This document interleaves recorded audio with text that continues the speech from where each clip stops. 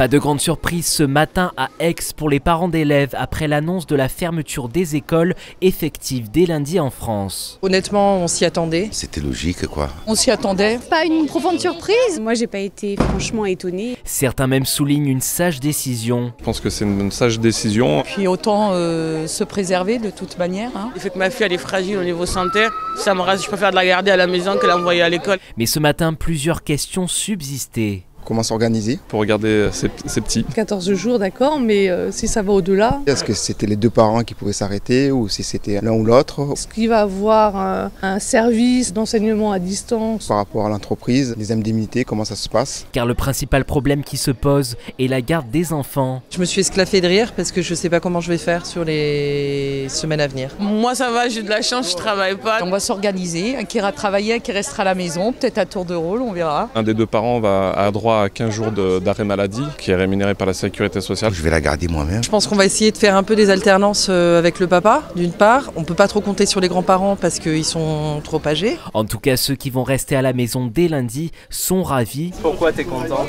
Parce que pas d'école, pas de devoirs. Ou pas. Je vois plus mes copines et on aura quand même du travail. Du côté des lycées à Marseille, les élèves ont compris la décision du chef de l'État. C'était important que la France aussi réagisse. Moi je trouve ça justifié parce qu'on ressent pas les symptômes, donc on peut les passer à des gens sans savoir qu'on l'a. En vrai c'est une bonne décision parce que ça peut peut-être éviter que le virus se propage. C'est quand même un danger, c'est un gros rassemblement de personnes. S'il y a une personne contaminée qui vient dans le lycée, forcément ça peut contaminer plusieurs élèves.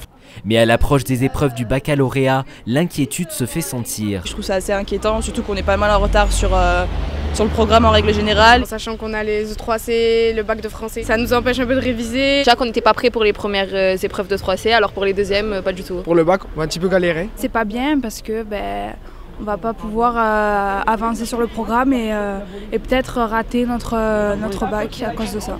À Avignon, à la sortie du lycée, les élèves n'en savaient pas plus sur le suivi de leurs cours et révisions. Ils nous disent lundi, ils ont dit qu'on serait tout lundi.